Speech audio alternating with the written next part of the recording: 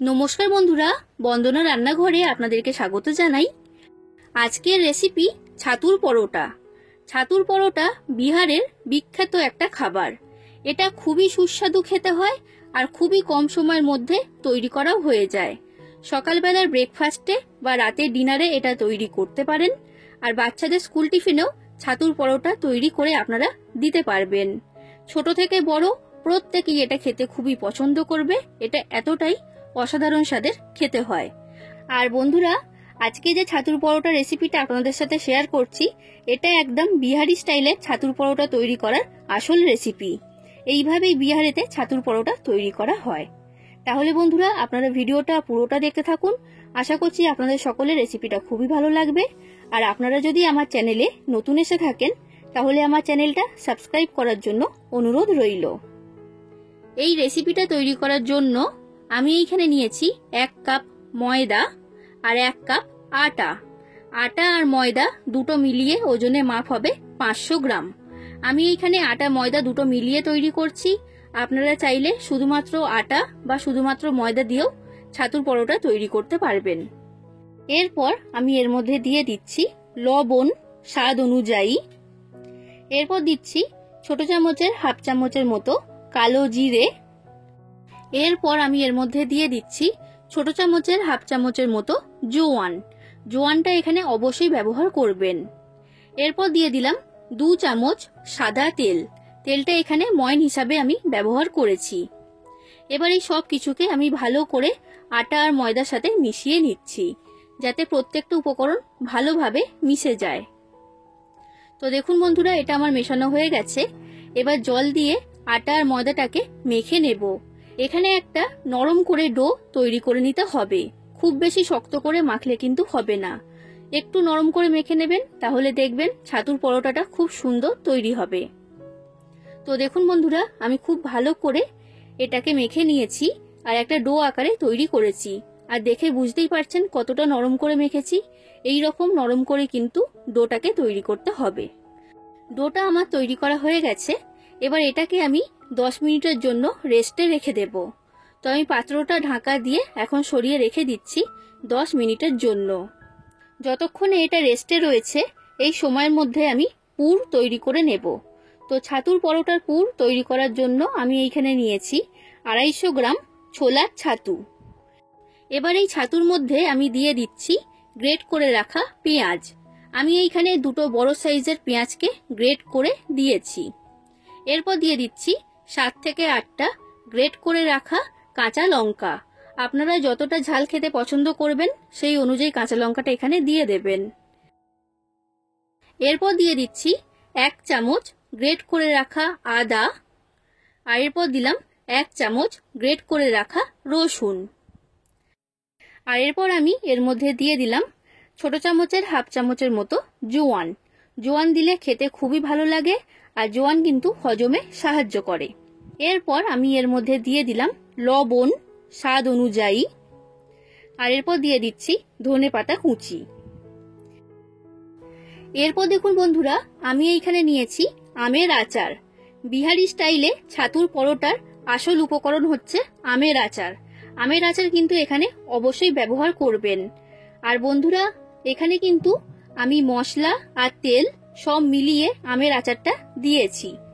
3 চামচের মতো আমের আচার আমি পুরের মধ্যে দিয়ে দিলাম।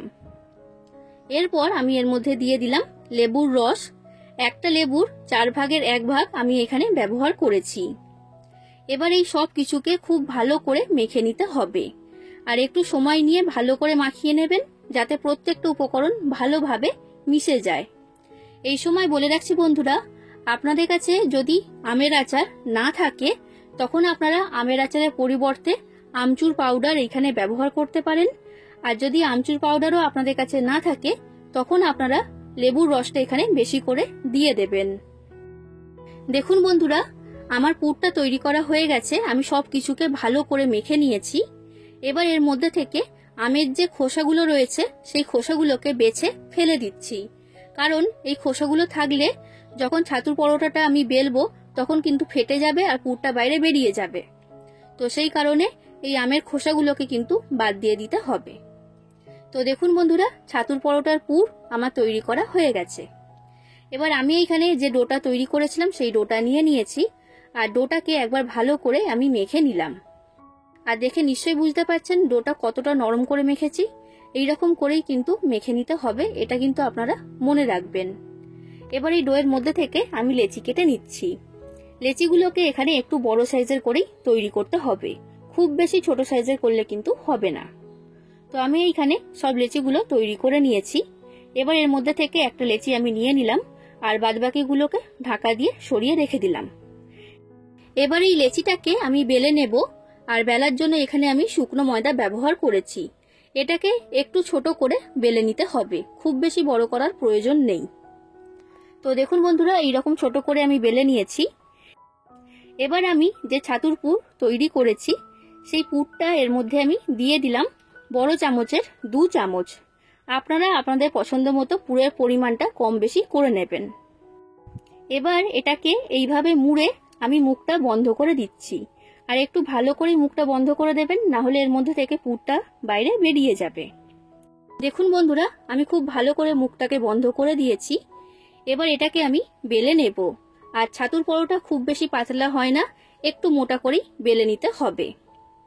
বন্ধুরা, আপনাদের যদি রেসিপিটা ভালো লাগে তাহলে অবশ্যই লাইক করে দেবেন, যতটা সম্ভব ততটা শেয়ার করে দেবেন, আর কমেন্ট করে জানাবেন কেমন লেগেছে রেসিপিটা। আর আমার চ্যানেলটা যদি এখনো পর্যন্ত সাবস্ক্রাইব না করে থাকেন তাহলে অবশ্যই আমার চ্যানেলটাকে সাবস্ক্রাইব করে দেবেন। দেখুন বন্ধুরা, এই ছাতুর পরোটাটা আমার বেলা হয়ে গেছে, আর একটু মোটা করেই বেলেছি। এর থেকে বেশি পাতলা করবেন না, কারণ ছাতুর পরোটা একটু মোটা মোটাই তৈরি হয়। ঠিক একই রকম ভাবে আমি বাদবাকি সব ছাতুর পরোটাগুলোকে এইভাবে বেলে নেব। এখন আমি ছাতুর পরোটাগুলোকে ভেজে নেব।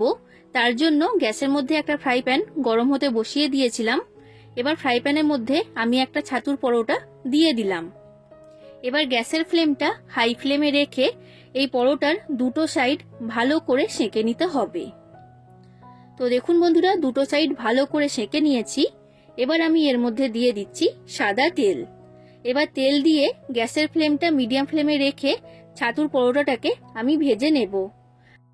দেখুন বন্ধুরা, ছাতুর পরোটাটা কতটা ফুলকো ফুলকো তৈরি হয়েছে। প্রত্যেকটা ছাতুর পরোটাই কিন্তু এইরকম ফুলকো তৈরি হবে। তো আমি গ্যাসের ফ্লেমটা মিডিয়াম ফ্লেমে রেখে এই ছাতুর পরোটাটাকে ভেজে নিয়েছি। এটাকে আমি ফ্রাই প্যানের মধ্যে থেকে তুলে নিলাম। আর ঠিক একই রকম ভাবে আমি আপনাদেরকে আরো একটা ছাতুর পরোটা ভেজে দেখাচ্ছি। তাহলে বন্ধুরা, আপনারা দেখে নিলেন তো একদম বিহারি স্টাইলে ছাতুর পরোটা বাড়িতে কিভাবে তৈরি করবেন। এইভাবে আপনারা বাড়িতে অবশ্যই একবার ছাতুর পরোটা তৈরি করুন। আশা করছি আপনাদের সকলের রেসিপিটা খুবই ভালো লেগেছে। আজ আসি বন্ধুরা, আবার দেখা হবে অন্য কোনো দিন অন্য কোনো রেসিপির সাথে। ধন্যবাদ।